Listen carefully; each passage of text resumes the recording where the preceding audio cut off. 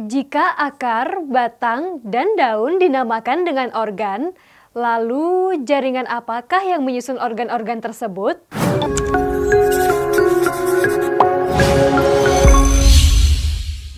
Halo, bersama saya Aulia di sini. Kali ini kita akan membahas mengenai struktur dan fungsi jaringan pada tumbuhan. Tumbuhan tersusun oleh beberapa organ hingga menjadi tumbuhan yang utuh. Organ-organ tersebut tersusun atas jaringan yang mempunyai beberapa macam. Dan jaringan merupakan kumpulan dari beberapa sel yang mempunyai bentuk dan fungsi yang sama. Kira-kira apa aja ya macam-macam jaringan pada tumbuhan? Macam-macam jaringan pada tumbuhan yang menyusun organ-organ pada tumbuhan yaitu jaringan meristem dan jaringan dewasa yang terdiri dari jaringan epidermis, parenkim, penyokong, pengangkut, dan jaringan gabus. Yang pertama adalah jaringan meristem, merupakan jaringan muda yang selnya terus mengalami pembelahan. Terdapat beberapa jenis jaringan meristem, yaitu meristem apikal atau terletak di ujung batang dan ujung akar, meristem interkalar yang terletak di antara jaringan dewasa dan pertumbuhannya menghasilkan bunga. Lalu meristem lateral yang terletak di daerah kambium dan mengakibatkan perbesaran diameter batang. Lalu yang kedua, jaringan epidermis, merupakan jaringan yang terletak paling luar pada organ tumbuhan sebagai pelindung atau penutup. Yang ketiga, jaringan parenkim, disebut juga jaringan dasar karena terletak pada semua organ, yaitu terletak di bawah epidermis. Pada batang, jaringan ini ditemukan pada korteks dan empulur batang. Dan pada daun, berdiferensiasi menjadi jaringan bunga karang atau spons. Yang keempat, jaringan penyokong, merupakan jaringan yang berfungsi untuk memperkuat bentuk tumbuhan dan melindungi bagian jaringan lainnya.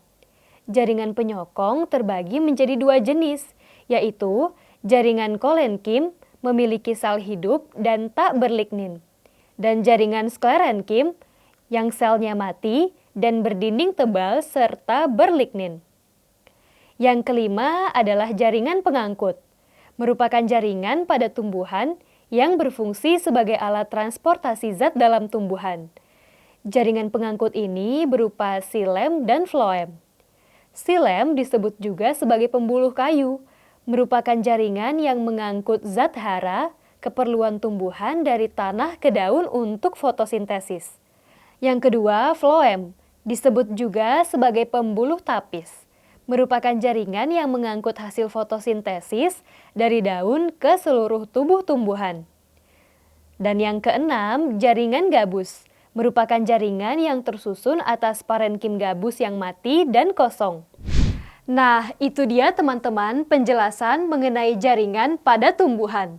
Selanjutnya akan kita bahas mengenai bagaimana cara pengangkutan zat pada tumbuhan. Dalam melakukan proses metabolisme, di dalam tumbuhan terjadi transportasi zat, baik zat hara yang akan digunakan untuk fotosintesis atau zat hasil fotosintesis seperti air, garam, mineral, oksigen, dan karbon dioksida. Zat tersebut diangkut oleh jaringan pengangkut melalui berkas pembuluh. Namun, untuk garam dan mineral dapat melalui dua cara, yaitu pengangkutan ekstravaskular dan intravaskular. Yang pertama, pengangkutan ekstravaskular, merupakan pengangkutan yang terjadi dari tanah masuk ke dalam tumbuhan melalui penyerapan, kemudian disalurkan melalui sel-sel pada tumbuhan. Adapun pengangkutan ini dibedakan menjadi dua cara, yaitu simplas dan apoplas. Yang pertama, simplas, yaitu pengangkutan zat melalui bagian yang hidup dari sel ke sel lainnya. Lalu yang kedua, apoplas, yaitu pengangkutan zat melalui bagian yang mati dari sel ke sel lainnya. Misalnya, melewati bagian dinding sel dan ruang antar sel. Selanjutnya, pengangkutan intravaskular, merupakan pengangkutan di dalam tumbuhan melalui berkas pembuluh xilem dan floem dari akar ke daun atau sebaliknya. Gimana teman-teman, sudah paham kan sekarang? Jadi kesimpulannya adalah jaringan tumbuhan terdiri dari jaringan meristem, parenkim, epidermis, penyokong, pengangkut, dan gabus. Dalam pengangkutan zat pada tumbuhan dapat dilakukan dengan dua cara, yaitu pengangkutan ekstravaskular dan intravaskular.